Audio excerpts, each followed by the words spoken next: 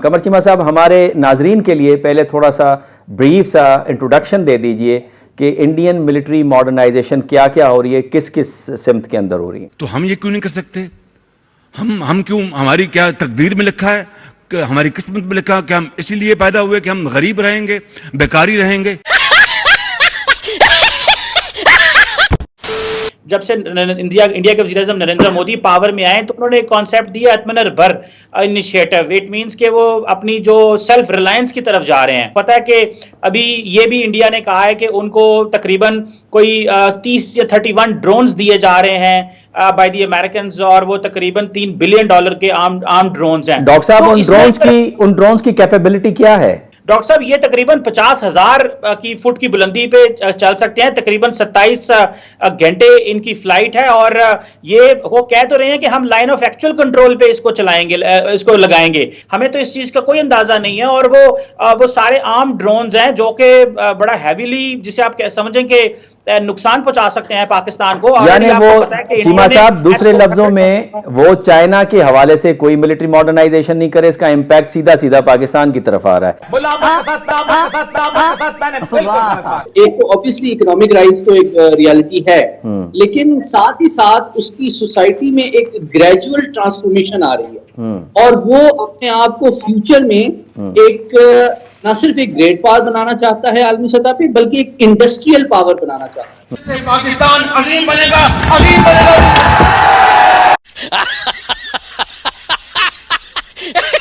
मैं यूएई के होके, अभी मैं तुर्की होके आया हूँ, और मैंने उन भाइयों को कहा मैं आया हूँ तो आप समझेंगे शायद ये मांगने आया है। मैं मांगने नहीं आया, लेकिन मजबूरी है। नमस्कार दोस्तों, जय हिंद। दोस्तों, सबसे पहले आप सभी से मेरा एक क्वेश्चन है कि अपने बाप की तरक्की को देख के जलने वाला बेटा आपने कोई देखा है?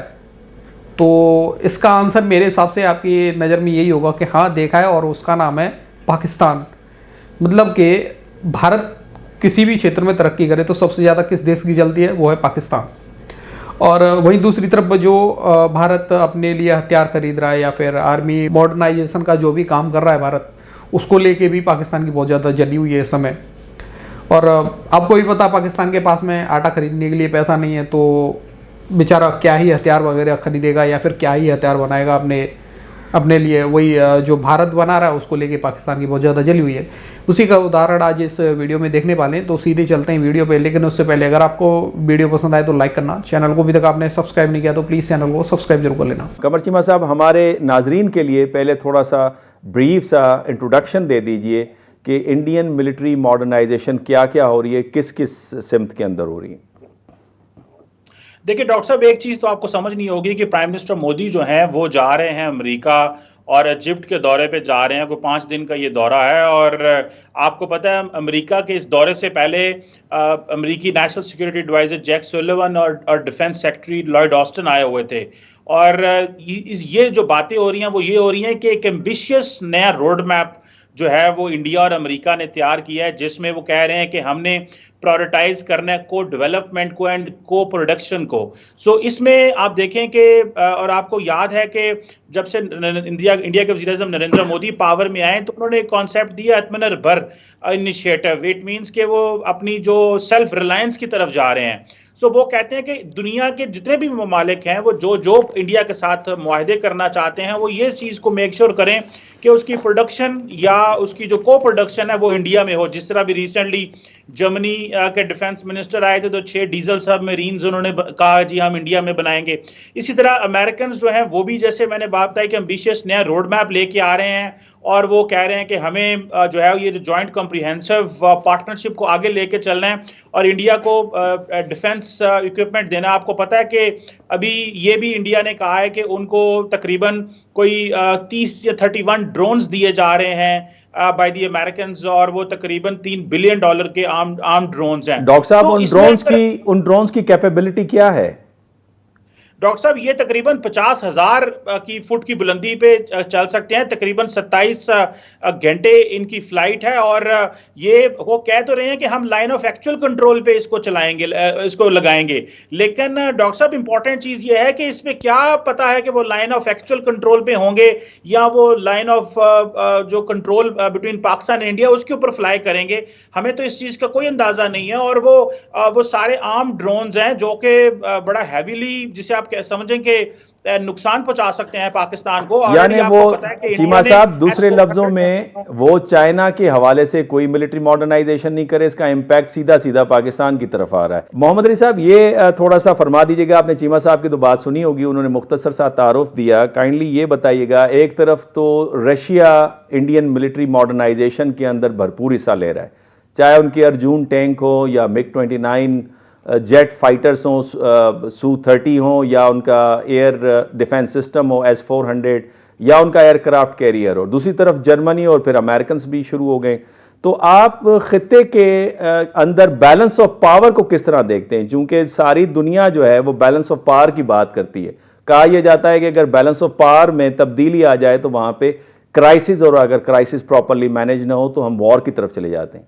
इस खित्ते में जो ताकत का तवाजुन है, जिसको बैलेंस ऑफ पावर कहा जाता है, इसमें जो सबसे इम्पोर्टेंट चीज समझना जरूरी है वो उसका क्वांटिटेटिव के साथ साथ उसका क्वालिटेटिव एस्पेक्ट भी। और मैं कह ये रहा हूं कि जो उस पावर की नेचर और कंपोजिशन है उसका इदराक बहुत अहम है। पहली बात यह है कि सोसाइटल लेवल पे भारत में क्या हो रहा है। एक तो ऑब्वियसली इकोनॉमिक राइज तो एक रियलिटी है, लेकिन साथ ही साथ उसकी सोसाइटी में एक ग्रेजुअल ट्रांसफॉर्मेशन आ रही है, और वो अपने आप को फ्यूचर में एक ना सिर्फ एक ग्रेट पावर बनाना चाहता है आलमी सतह पे, बल्कि एक इंडस्ट्रियल पावर बनाना चाहता है। अच्छा, अब जब मैं बात कर रहा हूँ एक एग्रेरियन सोसाइटी की जो ट्रांसफॉर्मेशन हो रही है एक इंडस्ट्रियल पावर में, तो इस नेचर ऑफ रिलेशनशिप को समझना भारत और अमेरिका के दरमियान बहुत जरूरी है। तो भारत को वो इंडस्ट्रियली बिल्डअप कर रहा है, और जो अभी मोदी साहब का दौरा है अमेरिका का, उसमें तवक्को ये की जा रही है कि शायद जो बहुत एडवांस्ड उनके 5th जनरेशन फाइटर्स के उनके जो इंजन्स हैं उनकी जॉइंट प्रोडक्शन भी डिस्कस की जाएगी।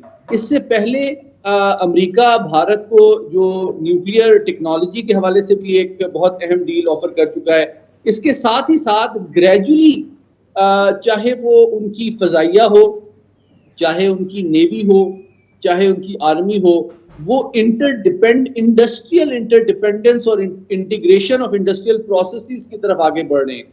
अलबत्ता ऑल इज नॉट लॉस्ट। जो मेरा आखिरी आर्गुमेंट है वो इससे ज्यादा दिलचस्प होगा आपके नाज़रीन के लिए, वो ये है कि इंडिया का जो स्ट्रेटेजिक कल्चर है वो ओरिजिनली हमारी तरह ब्रिटिश है स्ट्रक्चर, और साथ ही साथ उनके जिस तरह आपने भी कहा आर्मी, एयरफोर्स और नेवी के जो मेन वेपन सिस्टम्स हैं वो ज्यादातर अभी भी रशियन ओरिजिन के हैं।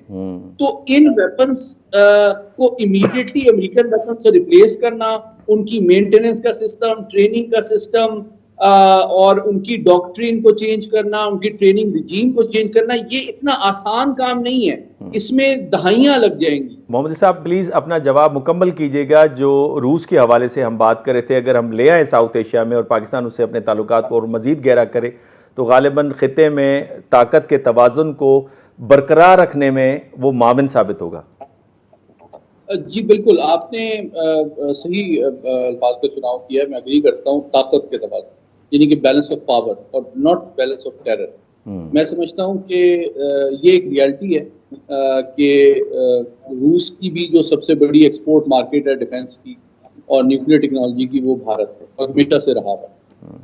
मेरी चूंकि पहली किताब भी भारत के एटमी प्रोग्राम के हवाले से थी, तो मैं आपको बता सकता हूँ कि जो 24 न्यूक्लियर रिएक्टर्स भारत में इस वक्त चल रहे हैं उसमें से बेशतर जो हैं वो रशियन ओरिजिन के हैं, और अभी भी कई फ्यूचर न्यूक्लियर रिएक्टर्स की डील भारत रूस के साथ निगोशिएट कर रहा है और तवक्को करता है कि वो लगाएगा। अच्छा, इस बात से बालातर होते हुए, इस बात से कतई नजर कि अमेरिका ने इंडो यूएस न्यूक्लियर डील तकरीबन 15 साल पहले इनको ऑफर की थी, लेकिन आज तक भारत ने एक भी अमेरिकन ओरिजिन का रिएक्टर इंडिया में नहीं लगाया है। इसका मतलब ये है कि जो हसास और अच्छा, इसको रिलेट करें कि ऑकस के अंदर भी जो न्यूक्लियर कॉपरेशन है उसमें इंडिया मौजूद नहीं है। इसका मतलब ये है कि न्यूक्लियर कॉपरेशन, क्योंकि आप जानते हैं बहुत हसास टेक्नोलॉजी होती है और बहुत ही करीबी और यानी कि ट्रस्ट के ऊपर बेस्ड ताल्लुकात हो तो शेयर की जाती है। इसलिए मैं समझता हूँ कि न सिर्फ ये कि अमेरिका की ऑफर के बावजूद भारत ने अभी तक कोई अमेरिकन न्यूक्लियर रिएक्टर नहीं लिया अमेरिका से, और मुसलसल उसने जो रूस के साथ न्यूक्लियर ताउन है उसमें कमी भी नहीं लाई है और उसमें इजाफा भी कर रहा है। हाँ, तो दोस्तों अब आपका क्या कहना है इस वीडियो के बारे में और इन जाहिल पाकिस्तानियों की यानी कि भारत के बेटे की जलन को देख के आपके क्या विचार आ रहे हैं आपके मन में? अपनी राय कमेंट में ज़रूर देना। वीडियो पसंद आई हो तो लाइक कर देना और अपने दोस्तों के साथ में शेयर कर देना इस वीडियो को। तो मिलते हैं किसी नेक्स्ट वीडियो में, तब तक के लिए जय हिंद, जय भारत।